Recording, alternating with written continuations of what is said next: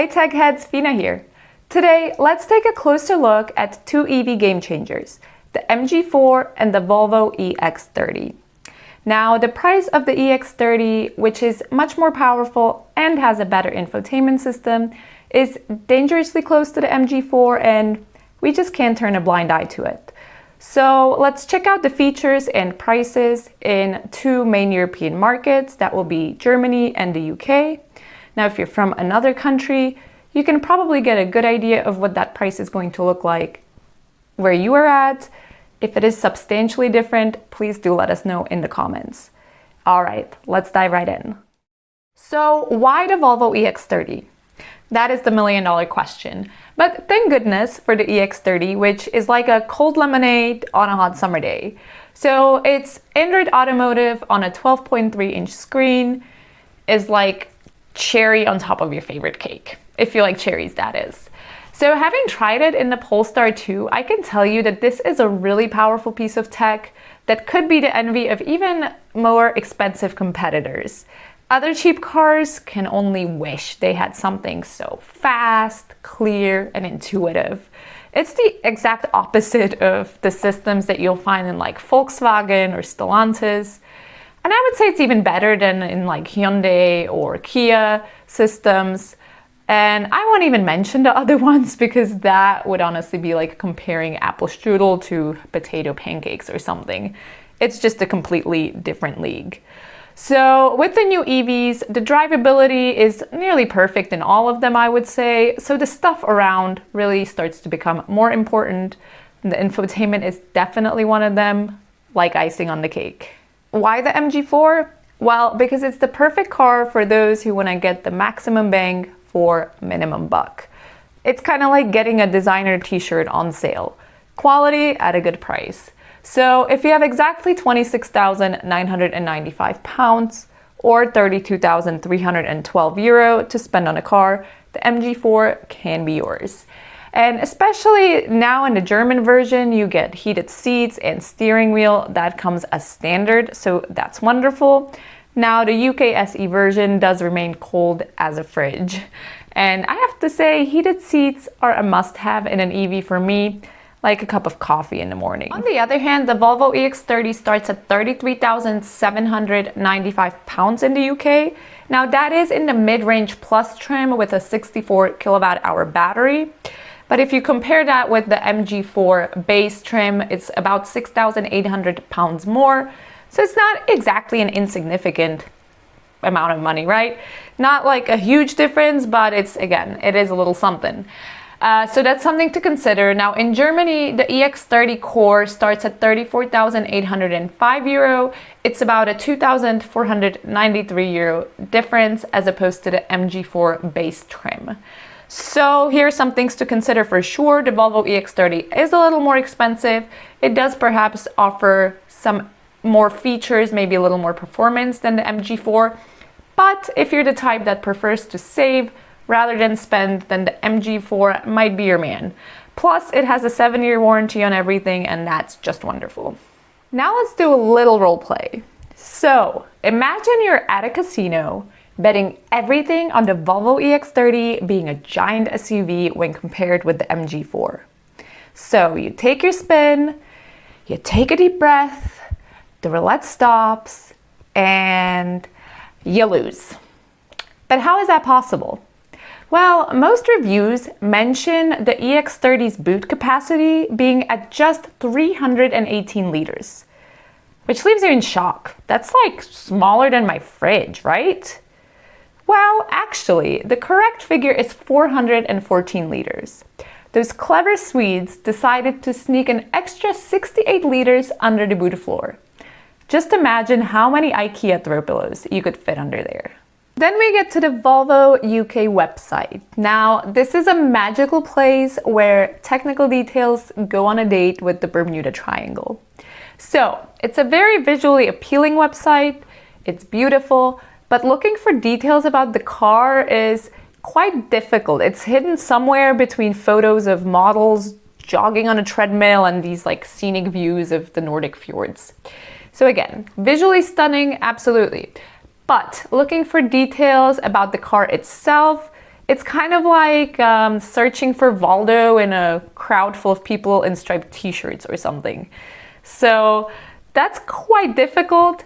To be fair, it's a very similar story with the MG4 website, and I've definitely heard a lot of feedback from customers who have ordered their SE version, and then they go pick up the car and they're surprised they don't have any heated seats, no 360-degree camera, and maybe some other features that they were expecting.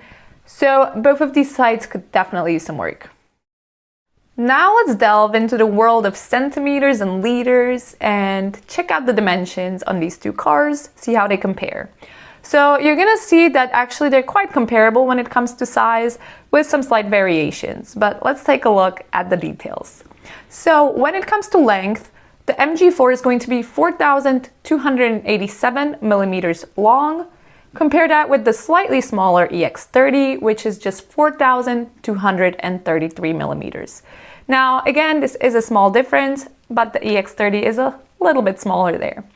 But then when we get to the height, the MG4 is going to be 1,504 millimeters compared to the slightly taller EX30, which comes in at 1,549 millimeters. So if you're tall, maybe go for the EX30. Just kidding. Okay, when it comes to width, the cars are exactly the same. They both coming at 1,836 millimeters. Then when we look at wheelbase, here again, the MG4 has a slightly larger wheelbase. It's going to be 2,705 millimeters. Compared that with the slightly smaller EX30, which has 2,650 millimeter wheelbase. Now we get to the trunk volume. And as I've seen in some discussions, some people have been complaining that the EX30 has a small boot space or a small trunk. And as we'll see, that is actually not the case. So when we look at the MG4 has a 363 liter trunk or boot. And then when we get to the EX30, that number is actually 413 liters, plus an additional 7 liters in the front. So again, as you see, the EX30 actually offers more trunk space than the MG4. As I've seen in some reviews, or some people reacting have said that that it has a small boot space, but I think that's because some of the reviewers forgot to mention the space under the dual level boot floor.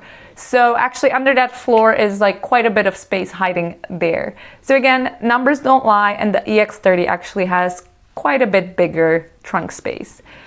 Okay, now when we get to the volume, here the MG4 definitely does do a little bit better. So this is with the rear seats down, but the MG4 has a volume of 1,177 liters. Then when we compare that with the EX30, that's a little bit smaller. That's only gonna be 904 liter volume. Okay, finally we get to the weight.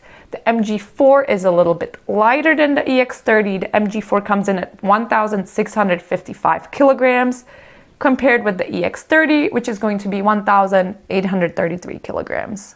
So cruise space seems comparable to me, and even the rear seat space seems pretty good considering the size of the car.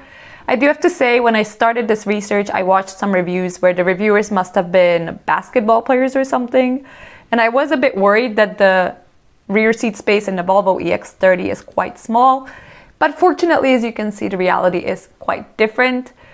So long story short, the rear seat space is basically what you'd expect given the size of the car. Now, if you are a basketball player, you might want to choose another car, but then again, if it's your car, you probably won't be sitting in the back anyway. Now, when we talk dynamics, the Volvo EX30 breaks boundaries like a laser-focused time traveler. So who would have ever thought that we would see the day when a relatively inexpensive car delivers sports car level performance? Oh future, thank you for being so wonderful, perhaps a little bit crazy. So with the Volvo EX30, we have a single engine and a twin engine version, both of which thrum like a bass at a rock concert. So let's take a closer look. Start by looking at the single engine version. So please imagine a horse. And now imagine 268 horses. That's a lot of horsepower, isn't it? Well, that's exactly what I'm getting at. This electric motor has a power output equivalent to 200 kilowatts and can go from 0 to 60 miles per hour in just 5.4 seconds. So yes, it's slower than a rocket car, but still faster than an iguana on a bike. And it only gets better from here. Now, if you crave a longer range, like perhaps for driving to Mordor and back again, then you want to go with the single motor ER or extended range version. Now, this guy also has a 200 kilowatt motor, but it goes 0 to 60 miles per hour in just 5.1 seconds. So we're getting much closer to rocket car level proportions. And finally, for those of you who want to get the best that you can get, there is the dual motor version. So as the name suggests, this car gets 2 motors, which is kind of like having 2 espressos, twice the power and twice the fun. So this bad boy can go from 0 to 60 miles per hour in just 3.1 seconds. That's like so fast that the Flash would probably have a hard time keeping up. Now, in a world where EX30 class cars play in their own sandbox, the Volvo EX30 really offers dynamics like no other. Now, whether you're a fan of the single engine or the dual engine version, both cars are going to deliver a truly powerful driving experience. Okay, next, I bet you'd like to find out more about the range, the charging, perhaps infotainment, and some premium features. So what I've decided to do is I've decided to split this video into a couple smaller videos because there is a lot of exciting information to share and I don't want to overwhelm you or myself by going over the top. So I'm going to leave it here for today, but please hit that notification bell and stay up to date on new upcoming videos. Also, let me know in the comments, what do you think about the EX30? Are you as excited about this car as I am? As always, please, consider subscribing, commenting, liking, all of that good stuff. That's it for me for today. It's been great talking with you and I'll catch you next time.